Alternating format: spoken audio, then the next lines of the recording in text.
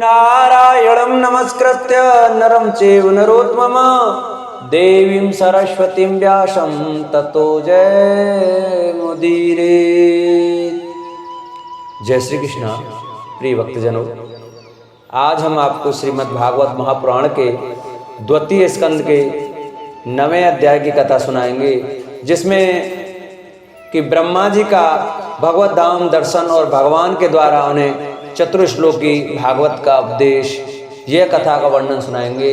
तो सभी भक्तजन हमारी श्रीमद् भागवत महापुराण की इस कथा का बड़े श्रद्धा भाव से श्रवण करें, क्योंकि श्रीमद् भागवत महापुराण की कथा श्रवण करने से हमारे सभी पाप दूर हो जाते हैं और हमें मोक्ष की प्राप्ति होती है। तो आइए भक्तों, हम अपनी कथा को प्रारंभ करते हैं।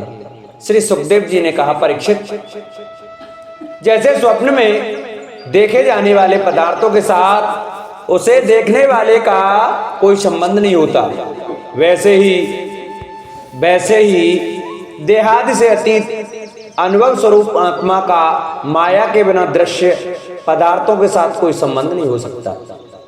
विविध रूप वाली माया के कारण वह विविध रूप वाला प्रतीत होता है, और जब उसके गुणों में रम जाता है तब यह मैं हूं, यह मेरा है, इस प्रकार मानने लगता है।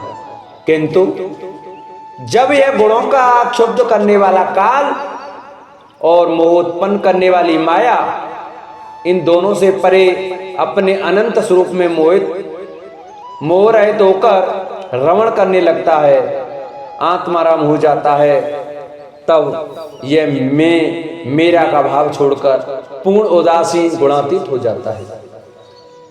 ब्रह्मा जी की निष्कपट तपस्या से प्रसन्न होकर भगवान ने उन्हें अपने रूप का दर्शन कराया और आत्म तत्व के ज्ञान के लिए उन्हें परम सत्य परमार्थ वस्तु का उपदेश किया। वही बात मैं तुम्हें सुनाता हूँ। तीनों लोकों के परम गुरु आदिदेव ब्रह्मा जी अपने जन्म स्थान कमल पर बैठकर सृष्टि करने की इच्छा से विचार करने लगे, परंतु जिस ज्ञान दृष्टि सृष्टि का निर्माण हो सकता था और जो सृष्टि व्यापार के लिए वांछनीय है, वह दृष्टि उन्हें प्राप्त नहीं हुई। एक दिन वे यही चिंता कर रहे थे कि प्रलय के समुद्र में उन्होंने व्यंजनों के 16वें एवं 21वें अक्षर ता तथा पा को तप करो इस प्रकार 2 बार सुना। परीक्षित, महात्मा लोग इस तप को ही त्यागियों का धन मानते हैं। यह सुनकर ब्रह्मा जी ने वक्ता को देखने की इच्छा से चारों ओर देखा, परंतु वहां दूसरा कोई दिखाई न पड़ा।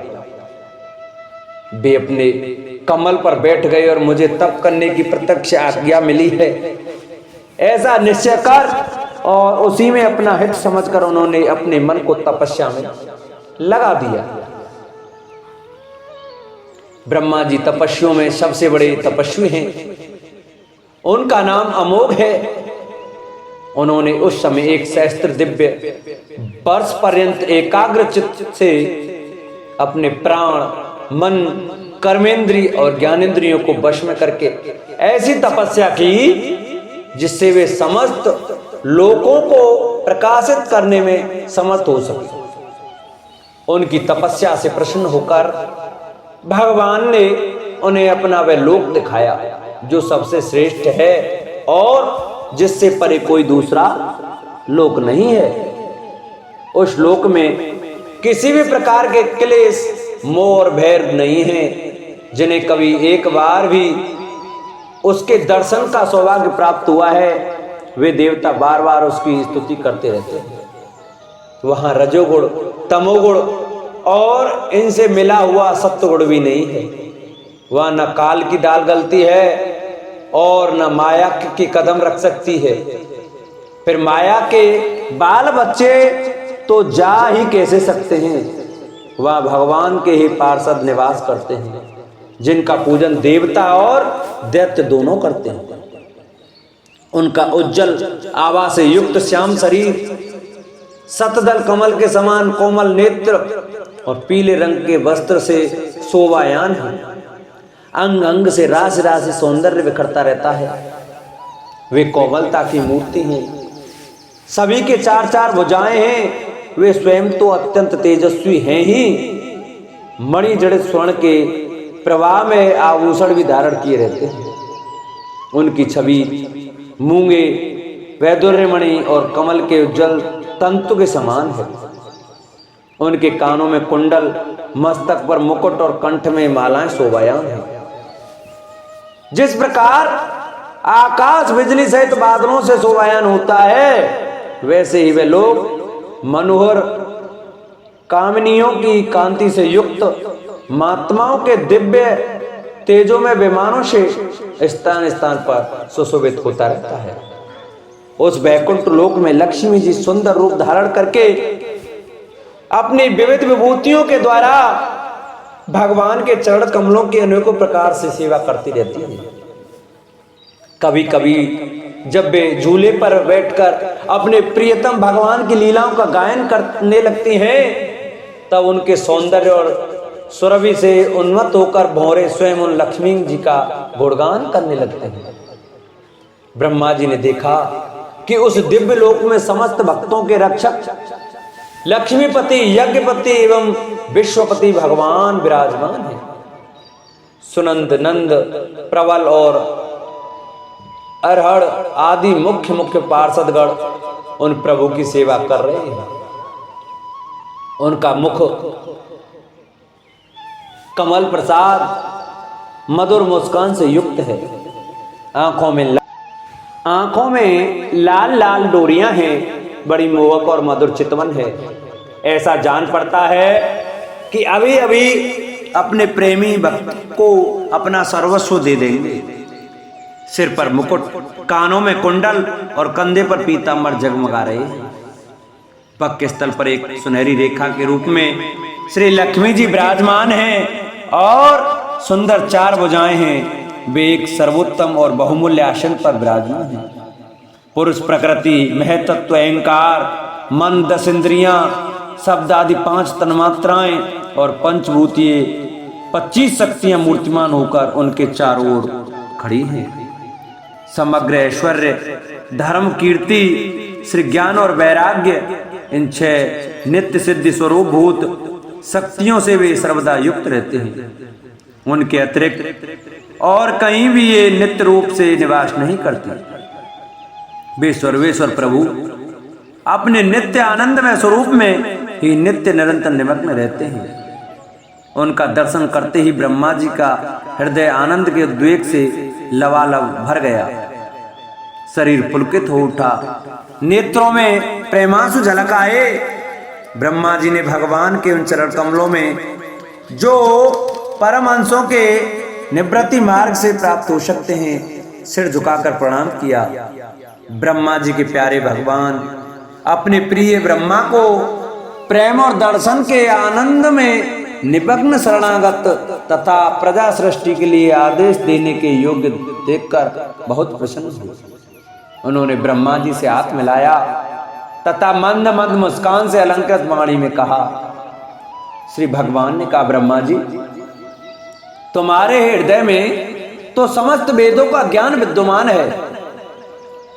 तुमने सृष्टि रचना की इच्छा से चिरकाल तक तपस्या करके मुझे भली भांति संतुष्ट कर दिया।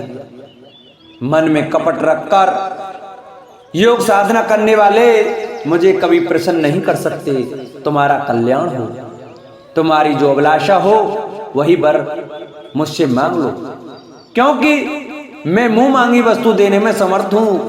ब्रह्मा जी, जीव के समस्त कल्याणकारी साधनों का विश्राम पर्यवसान मेरे दर्शन में ही है। तुमने मुझे देखे बिना ही उस सूने जल में मेरी वाणी सुनकर इतनी घोर तपस्या की है, इसी से मेरी इच्छा से तुम्हें मेरे लोक का दर्शन हुआ है। तुम उस समय सृष्टि रचना का कर्म करने में किंग कर्तव्य विमूढ़ हो रहे थे, इसी से मैंने तुम्हें तपस्या करने की आज्ञा दी थी, क्योंकि निष्पाप तपस्या मेरा हृदय है और मैं स्वयं तपस्या का आत्मा हूं। मैं तपस्या से ही इस संसार की सृष्टि करता हूं। तपस्या से ही इसका धारण पोषण करता हूं और फिर तपस्या से ही अपने में लीन कर लेता हूं। तपस्या मेरी एक दुर्लभ शक्ति है।